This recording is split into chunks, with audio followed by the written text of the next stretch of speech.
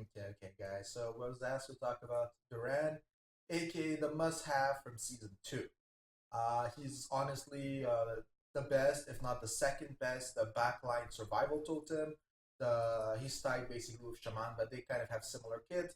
If you combine them, it's basically something satanic. Um, he's used in backline. He can either be used as center back, as someone who's able to steal and penetrate, or he can be used facing a striker. You usually won't put him on the sides unless you really have two good center backs that you need to have stacks on. Kit wise, first the ace. We gotta note this because this is one of the best aces in game. The only better rainbow ace would be on Jiho, who's another legend, who's even more recent. Now she's become classic. We pretty much all got her just to use her ace. So yeah, both. Choose whatever one you have, but use Jiho, and then if not, Duran for rainbow. Active, steal, decrease action speed 30% and increase receiving damage 30% for 5 minutes. I gotta say the 15-minute cooldown kinda hurts on it, but it's pretty decent in PvE, especially in higher league. You can throw Duran back, make him pull it off. Even if he fails, they've got that debuff, and it's really gonna help you get the kill early on and not time out. If you're not running that, it's PvP. You can use it. It's just not that great. And this is the skill you should be investing in the points last. Forbidden Area 2. Decrease critical damage of enemy from the position by 40%.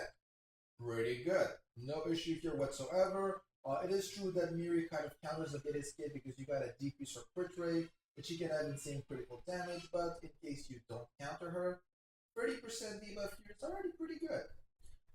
Unethical Being. This is his OP skill. Decrease attack power by 20% and penetration by 25% of movement position.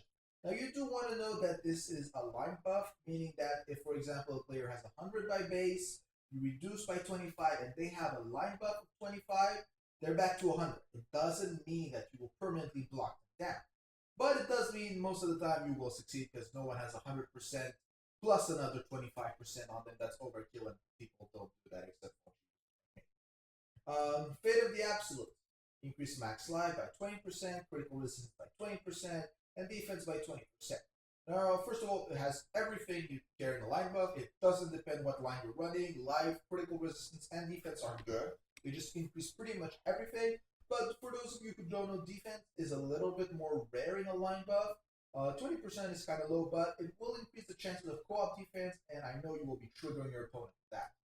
Chain-wise, again, really good chains, especially if you're in mono world.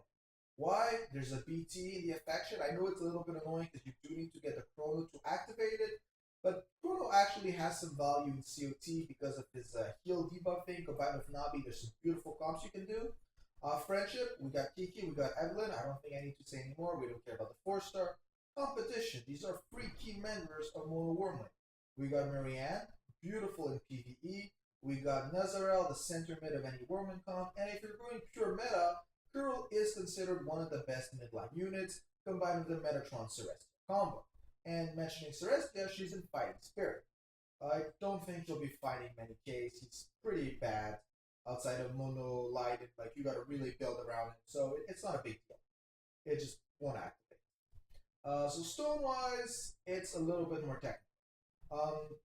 You gotta decide if you want him to be a living totem or if you want him to be an attacker. The idea of the living totem usually goes under the principle that you're going to make it tanky as hell and just await them to shoot at him. To shoot at him as much as possible. Like this, he just walls them off. So the idea for this is going to be very simple. You're going to give him EOTS, Eye of the Storm for those who don't know, because it's going to give you even more AR and even more speed down to the line. Then you're going to go for the Thunder slot.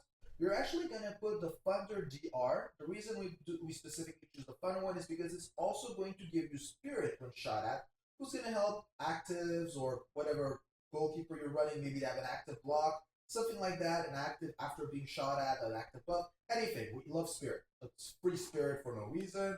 And then for the Dark slot, it's a Dark Lifestone. For the Prime, I would say you can go for Reflex if you feel you need it. If not, you can go for another Dark Lifestone. Again, remember that if you're running something like this and you're not putting any Reflex stones, you are going to want to look for Reflex subs. If not, you might want to remove the Dark Lifestone and put one Reflex stone either in the Dark slot or in the prime slot. Don't care that it's a light stone just because he's gonna die, not really reflex a lot. If you want an Ardor reflex stone, that might be more efficient, so just put it in the prime slot. So that's pretty much how you build him when facing the striker, so left or right. And if you're putting him in center back with more of a steely kind of idea, um, you're going to have two options. The first one is if you have crit on your line. Because again, this is going to be crit Ryan. If you have Celestia or anything buffing globally, that's also fine. But you want to have a pretty good chance of critting by base. Then what you would do is you would stick a good old Shaking Heart of Thunder.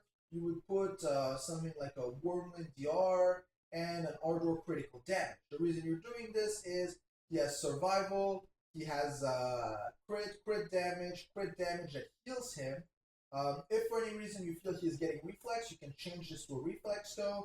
And for the prime slot, it's again up to you. Reflex, thunder penetration, Ardor critical damage. Actually, thunder critical rate that also generates spirit. So any of those are pretty good. You got to see what exact line you're running. He's very versatile in that sense. Now, if you don't believe you're going to be able to crit, which is very probable, you can instead use one of the new stones called Wind Caller. The idea here is instead of believing that you're going to crit, is just believe you can do as much damage as you can. So here, you're not going to be running any critical damage stones just because they're going to become pointless. Wind Caller is going to give you some really high damage outputs. Then you're going to go with anything that can pretty much buff survival, Thunder DR, anything that's DR related, another reflex stone. You want to have 2 offensive stone, 1 survival stone. This is really up to you. It's kind of a new build, so the stones are up to you. Usually it's going to be something like Wind Caller, Thunder Penetration just for the action bar, Dark Reflex, Ardor Reflex. That's the most common way you're going to be seeing this build, and it's also pretty viable. So that's pretty much how Duran is ran, but you got to know that he's pretty much going to be everywhere because he's one of the best, and we're still waiting for these skins to be made available. So if anyone has any other questions on Duran, the meta, or anything like that, put it down in the comment below. Have a good day, guys.